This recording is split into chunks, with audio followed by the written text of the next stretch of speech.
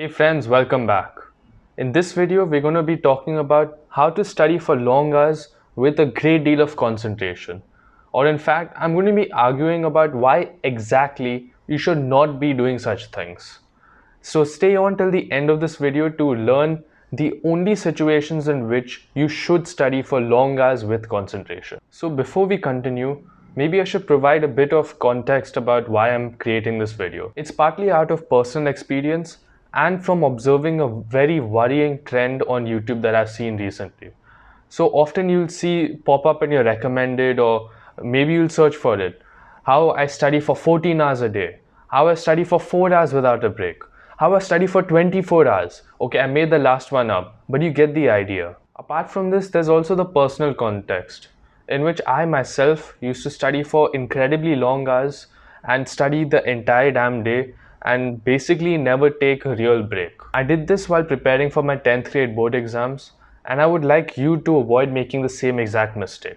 I understand the intuitive appeal of studying for long hours with concentration, because firstly it's the idea of like suffering, or the idea of being like those people in those inspirational study videos in which they're like, oh, let's study for 14 hours, and then there's dramatic music playing in the background and everyone is like studying, like reading the book, it's raining outside and they're still studying, they can hear the thunder. Also, it feels like you're really accomplishing something, that through the suffering, by showing other people and showing yourself that, see, I am putting in 14 hours a day, I'm putting in 12 hours a day, 24 hours a day, that I am bound to get the marks. And even if I don't get the marks, I would have still put in all my effort. Another one of these intuitive appeals is that when you see the exam approaching, right, and you see the amount of work that you have left, you think to yourself, I will work harder.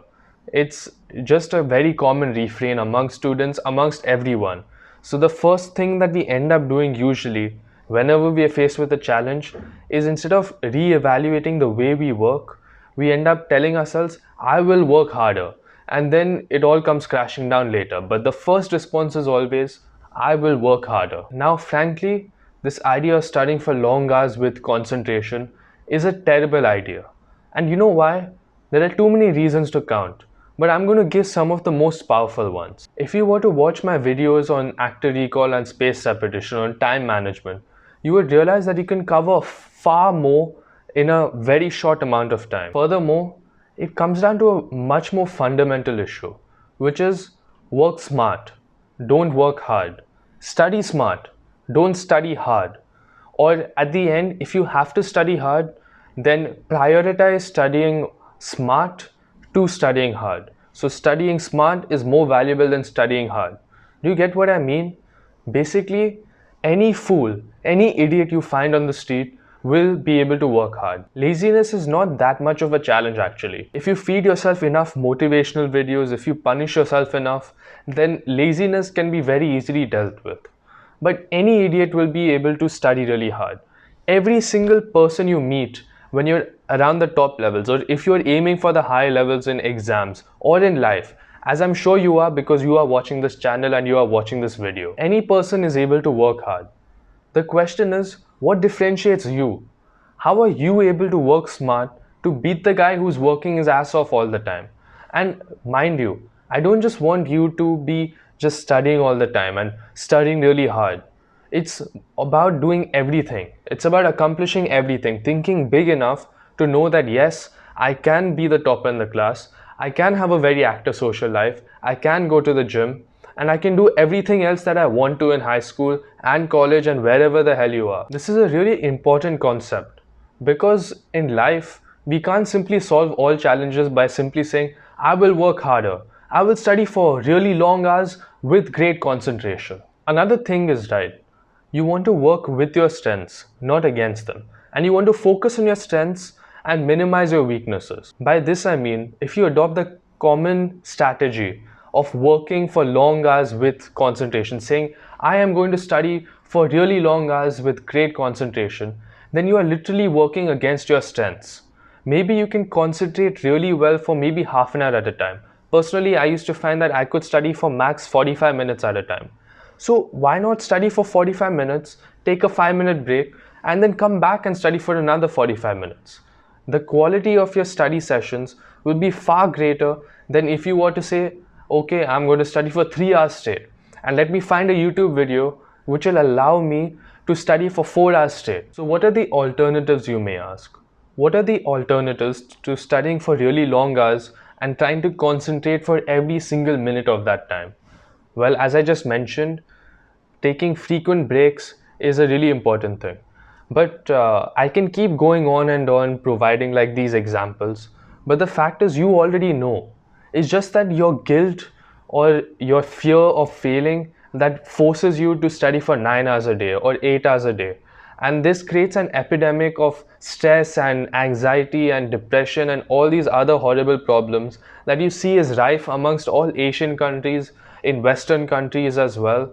Basically amongst all students who are trying at the minimum to at least pass. Okay, now guys, we have come to the part of the video where I share my special cases, the exceptions to the rule of not wasting all your time or wasting your entire life just studying for like 12 hours, 13 hours with great concentration or something. So the first case is not that the exam is a crucial life-defining event.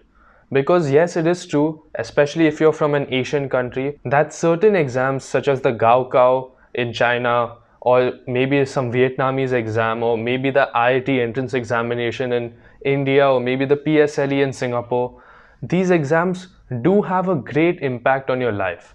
But that does not mean that you throw everything you've learned out of the window and then just panic and start studying for incredibly crazy long hours. In fact, I recommend trying this approach of studying for really long hours only if you've been procrastinating so hard and you've been delaying studying so hard, and basically you've been so lost that you're like, you know what, screw it, I'm going to study for a really long time. In that case, I really don't advise trying to nitpick and trying to fine tune by saying, okay, let me watch like 20 how to study videos.